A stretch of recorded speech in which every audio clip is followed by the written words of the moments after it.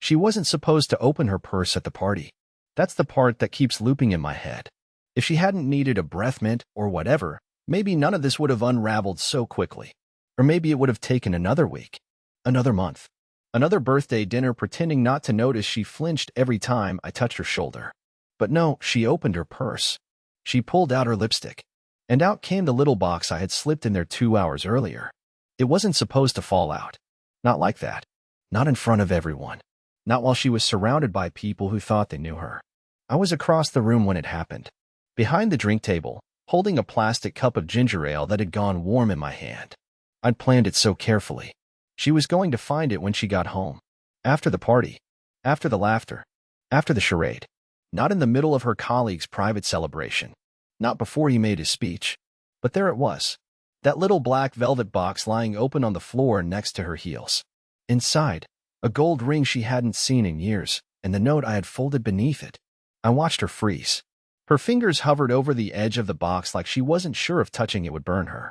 Her smile disappeared. Her voice cracked. She looked around the room, her eyes flickering toward the hallway, and then, finally, she saw me. We locked eyes, and I swear the world fell silent. No music, no laughter, just this invisible tunnel between her and me, everyone else fading into a blur. She mouthed something. Maybe my name. Maybe a curse. I couldn't tell. My legs started moving before I realized I was walking. I didn't go toward her. I didn't explain. I didn't wait. I just left the cup on the floor, walked out the back exit of that polished high-rise, and didn't look back until I reached the street, where the cold air finally reminded me I was still real. That note, the one she wasn't supposed to read until she was alone, said everything I had left to say. You picked him. I noticed. You looked at him like you forgot I existed.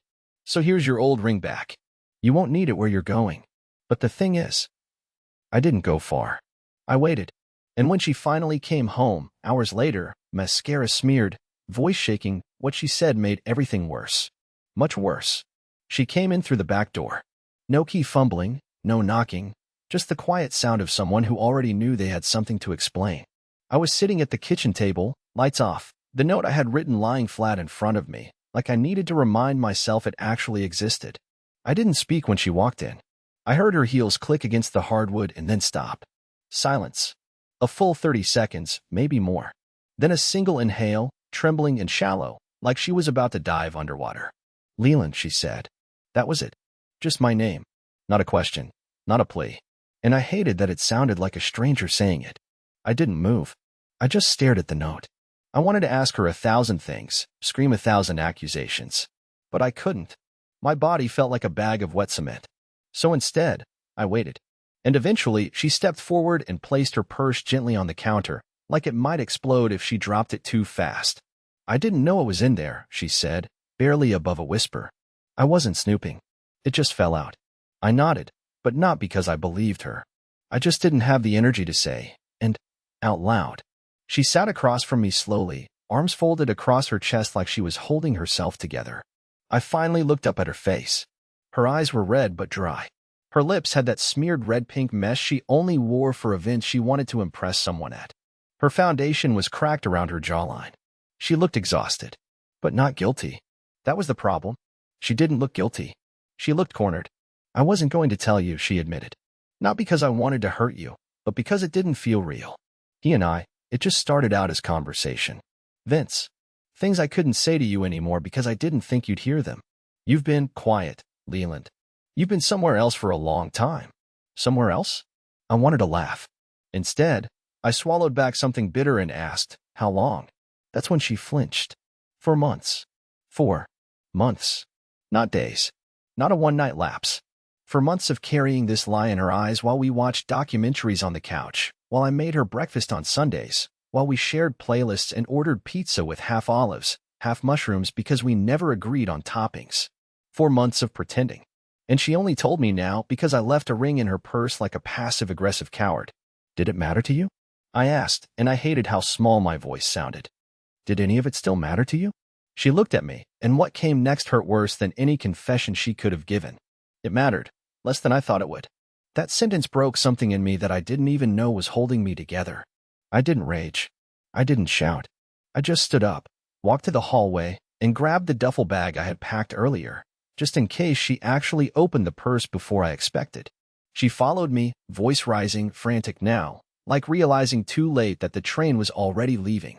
Wait, Leland, please, I was going to end it with him tonight. I was. That's why I told him I needed space. That's why I left early. I came home because I chose you. I turned at the door. No, you didn't. You came home because you didn't expect me to find out. She reached for my arm, but I stepped back. Not out of anger, out of instinct. Like touching her would undo all the emotional stitches I'd managed to keep from tearing open. You didn't lose me tonight, Sienna, I said. You just realized I'd been gone for longer than you noticed. And then I walked out. I didn't slam the door. I didn't look back. But I knew she was crying. And not for the reasons I wished she was. Where I went that night, what I did next, that's the part that surprised even me. And it only gets messier from here. I didn't have a plan. That's the truth. I just walked. Out the door, down the sidewalk, past the neighbors' cars and their porch lights and their innocent little wind chimes. It was late enough that the streets felt hollow but not empty, like the whole town was holding its breath for something terrible it couldn't stop. I didn't cry. Not at first. I kept telling myself not to be dramatic. I mean, people survive worse, right? She didn't cheat with my brother or run off to Italy. She just lied. For 4 months. Every day. While telling me she still loved me with that soft, tired voice she saved for bedtime. I ended up at a cheap motel about 20 minutes away. The kind of place where the vending machine's always broken and the front desk clerk doesn't make eye contact. I paid cash, gave a fake name out of some stupid instinct like I was hiding from more than just her. The room smelled like bleach and smoke, and the bedspread was patterned with faded leaves that felt like a metaphor for something I didn't want to explore. I sat on the edge of the mattress and took out my phone. No messages. No missed calls. And I hated how much that stung. She hadn't even tried. I wanted her to beg. Not because I wanted to go back. I just wanted to matter enough for her to panic. For her to realize she hadn't just dropped a vase, she'd smashed the whole shelf. But nothing came. Just silence. So I called my friend Daryl. He's my oldest friend, though we hadn't talked much lately, mostly my fault. He picked up on the third ring, his voice groggy but instantly alert when he heard mine. Lee? You okay? And that's when I cracked. The tears came like a dam giving out all at once. I couldn't even speak for a good 30 seconds. I just sat there, hunched over the motel lamp, trying to breathe like a person who hadn't just lost his entire future in one sentence. Tell me where you are, he said, no hesitation. I'm coming. I told him not to. Told him I just needed space. But he showed up anyway. 40 minutes later, he knocked on the door with 2 gas station coffees and that look on his face like he didn't know whether to hug me or punch someone for me. We talked until the sun started pushing through the curtains. I told him everything. The note. The ring. The party. Her words. And then, around 6:15 a.m., I made the mistake of checking her Instagram. She had posted a story. It was a picture of the rooftop from the night before, the string lights, the city skyline in the background, the caption, bittersweet endings. New beginnings. No mention of me. No apology. No acknowledgement. Just a perfectly filtered betrayal tucked into a highlight reel. I nearly threw my phone across the room. Instead, I opened our shared phone account, the one we never used except to track billing. I don't know what I was looking for. Maybe proof I didn't already have. Maybe pain. Maybe hope. But I scrolled through her call logs anyway. And that's when I saw it. A 5-minute call. Just after midnight. To a number saved as Studio Ben. That wasn't a coworker. That wasn't a friend. That was him. I copied the number. I didn't call it. I just stared at it. Over and over. And then, just as I was about to finally close it and try to sleep, I noticed something strange, a voicemail icon. Not hers. Mine. I had a voicemail I hadn't seen yet. Heart pounding, I opened it. And I swear to God, I will never forget what I heard. It was Sienna. She didn't realize she had called me. Or maybe she meant to call him and dialed wrong. But there she was, her voice recorded in that fragile, unguarded tone you only use when you think no one else is listening. She was crying, whispering, and then she said something I wish I could erase from my brain. He left. He actually left. I didn't think he would. God, Ben, what do I do now? You said it wouldn't go this far. You promised. She paused, then added, even softer. I don't even know if I want you now. Why did I do this? Why did I ruin everything? The recording ended with a sniff and the sound of something slamming, a cabinet maybe, or her fist on the counter. I couldn't tell. I replayed it 5 times. Daryl just sat in silence, staring at the floor. So she had ruined everything. But not for him. Not for love. For nothing. And that was somehow worse than if she'd fallen madly in love with someone else. Because this wasn't a romantic tragedy. It was just negligence.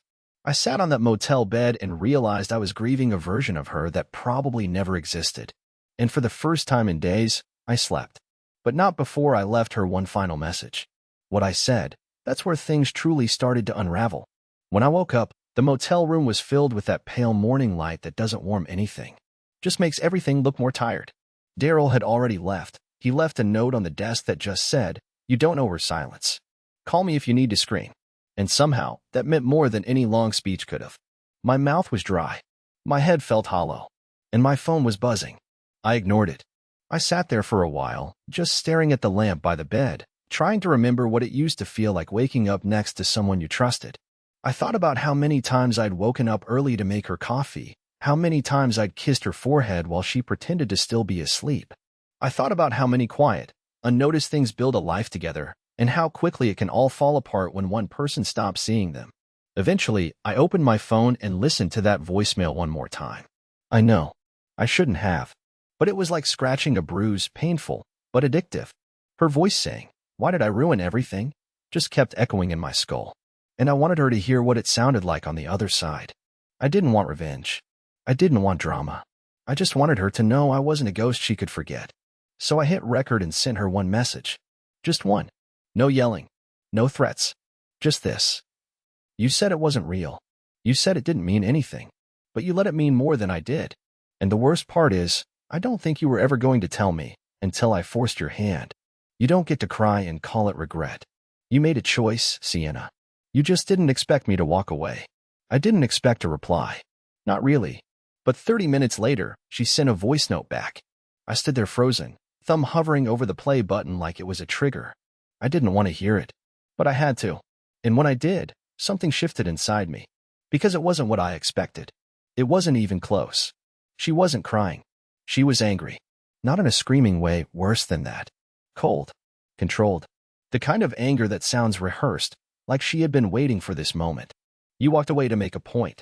Congratulations, you made it. But don't pretend you were some perfect husband. You were half present, always tired, always careful not to say the wrong thing, but never actually saying the right one. I found someone who listened, who laughed, who looked at me. You want to act like I cheated in some villainous way? Fine. But don't act like you were some silent victim. You disappeared long before I did. I didn't move for almost a full minute. I just stood in the motel room, listening to her voice on repeat, feeling like the floor had dropped out from under me. She didn't apologize. She didn't deny it. She turned it on me, made it my fault. Like her 4-month affair was just a side effect of my emotional exhaustion. And the worst part? Some tiny, buried part of me wondered if she was right. That night, I went back to our house. Not to make peace. Not to beg for closure. I went back for my things. I'd already texted her and asked for space. She said she'd be staying at a friend's. I didn't care which one. I just needed to get in and get out. But as soon as I walked through the door, I could tell something was off. The hallway smelled like her perfume, but stronger than usual. There were 2 wine glasses on the kitchen counter, one still half full. And then, on the edge of the coffee table, I saw it. A tie. Not mine. And a jacket I didn't recognize, casually draped across the back of the couch like it lived there now. I froze. My stomach twisted. I wasn't supposed to be surprised. I knew she had someone. I knew. But seeing the physical evidence of him, in my house, in our space, that broke something else. Not just the relationship. My sense of reality. Like I'd wandered back into a life that had already replaced me. I walked upstairs quietly, each step louder in my head than the one before. Her closet door was open. A suitcase missing. But something had fallen from the shelf, an old shoebox I recognized immediately. Inside were the cards I'd written her. Anniversary letters. Notes I used to leave in her lunch bag when she was having hard days. One had a dried flower pressed inside it. I picked it up. Read it again. And then I put it back in the box. That's when I heard the front door open. In 2 voices. One was hers. The other? His. She didn't know I was home. And in that moment, standing in our bedroom with my wedding memories in one hand and the sound of her laughter downstairs with another man, I knew what I had to do next. but it wouldn't be what she expected. I didn't breathe. Not even a little. I stood there, upstairs in the room that used to mean something, listening to her voice drift in from the bottom of the stairs, familiar, but different. Softer. Almost flirtatious. I'd heard that tone before. It was the one she used in restaurants when she wanted a free drink or when she was on a video call with clients she needed to charm. Now she was using it on him. In my house. While I stood there holding a box full of old love notes like some kind of joke I forgot to stop telling. They didn't know I was there. I had parked a block away. I'd told her I wouldn't be back until the weekend. I hadn't planned to come inside. But here I was, invisible again, like I'd been for the past 4 months. And now I had a front row seat to what that invisibility had turned into. I heard her laugh. Then his voice, deeper than mine, smoother. The kind of voice that doesn't ask questions, just makes assumptions. I couldn't make out everything, but I caught enough. He really just left? A pause. Then her voice, amused but almost nervous. Yeah, he left a ring in my purse and vanished like a magician. I honestly thought he'd make a scene, but no, nothing. They laughed. They actually laughed. I backed away from the stairwell slowly, heart pounding, vision blurred. Not from tears, not yet, but from something else. Something heavier. Something like betrayal layered with mockery. I wasn't even sad anymore. I was hollow. I was standing in the ruins of what used to be my life, and they were downstairs acting like it was a punchline. I walked back into the bedroom, looked around one last time, and that's when I remembered the envelope. I had written it weeks ago, during a long night when things first started unraveling, just words I never had the courage to say out loud. I had tucked it in the back of my desk drawer, convinced I'd never actually use it. But now it felt like the only thing left that was mine.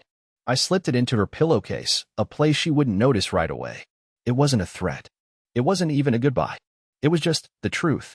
Then I took the shoebox, the letters, the flower, all of it, and left. Quietly. No doors slammed. No confrontation. I didn't want her to have the satisfaction of seeing me broken. I didn't want him to look me in the eye and feel taller. I walked down the back steps, out through the side yard, and back into the night like a ghost no one remembered to mourn. I drove until my gas tank warned me I couldn't go much further. Pulled into a parking lot behind a diner that hadn't changed its signage since 1998, and just sat there, thinking, processing, cracking silently. And then, I opened the box. Not to reminisce, to destroy it. But something stopped me. A letter I had forgotten about, one I had written during our first Christmas together. It was stupid, rambling, filled with inside jokes and doodles of penguins because she said once that penguins mate for life. I stared at the word forever in my handwriting and wondered how two people could mean it so differently. My phone buzzed. A message from her. Just one line. Did you come back to the house? I didn't reply. Another came in. Did you leave something upstairs? Still, I said nothing. Then she called. I let it ring. She called again. This time I answered. Leland, what did you put in the pillow? My voice was calm, eerily calm, even to me. Just the version of me you left behind. Don't worry. It won't keep you up. Not yet. There was silence on the other end. Then a breath. And then the sound of her voice breaking just slightly. Why are you doing this? She asked. And I didn't answer. Because I didn't know either. All I knew was something inside me was changing and I wasn't sure who I was turning into. But I knew she wouldn't like him. I didn't go home after that. Not to the motel. Not to Daryl's place. I drove until the highway turned into a two-lane road through a stretch of nowhere.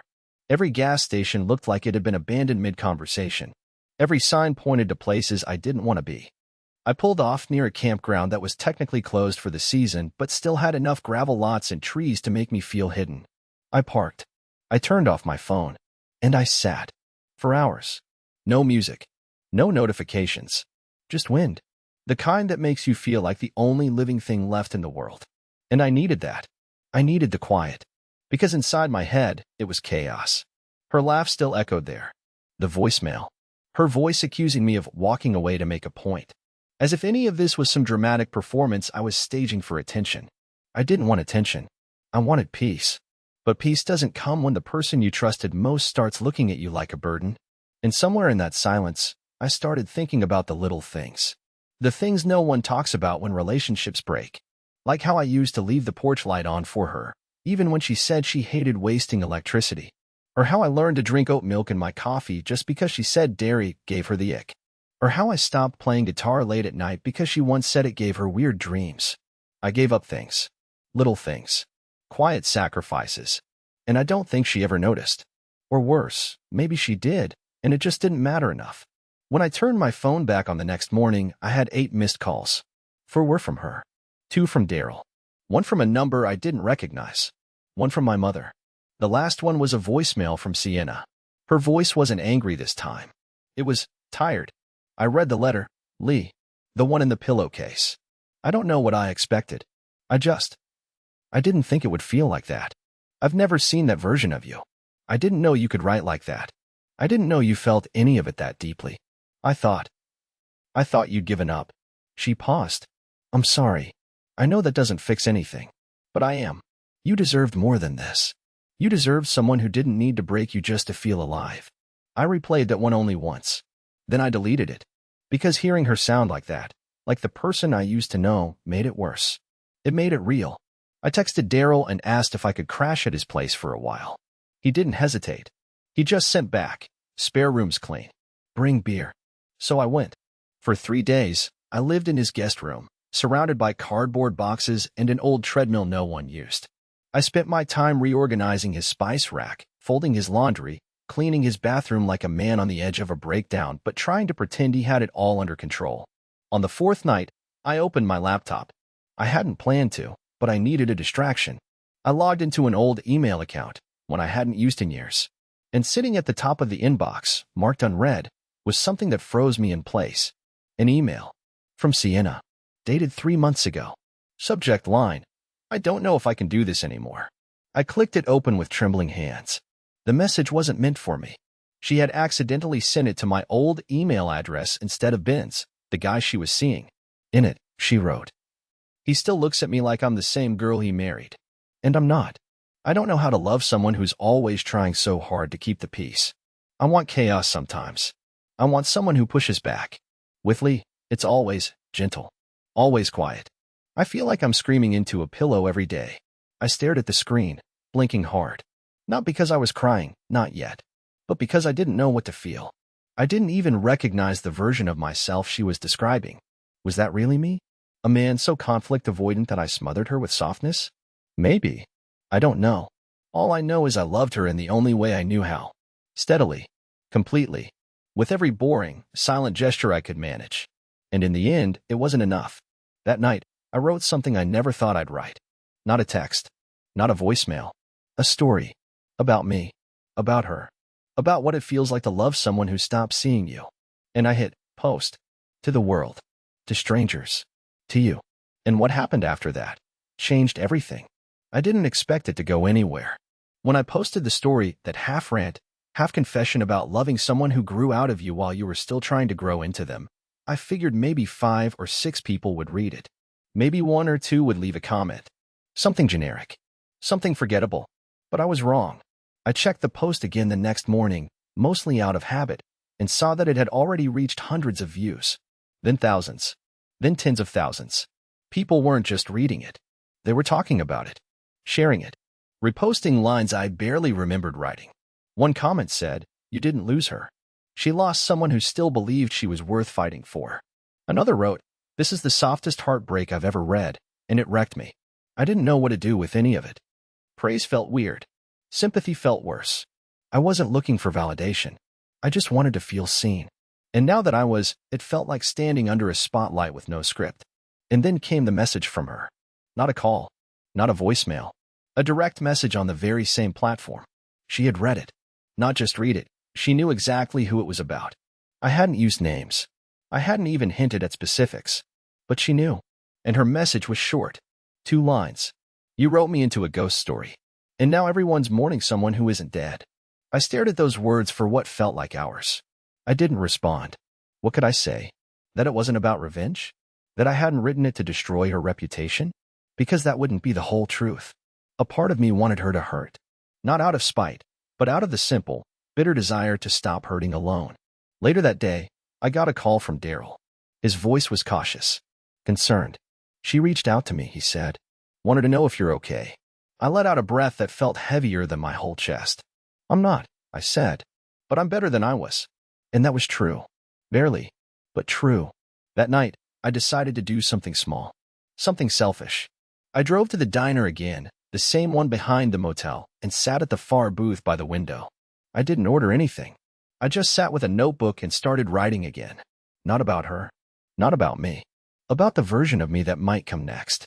The one who didn't need to be chosen. The one who didn't need to be mourned. And right as I was finishing the third page, a shadow crossed the window. It was her. Sienna.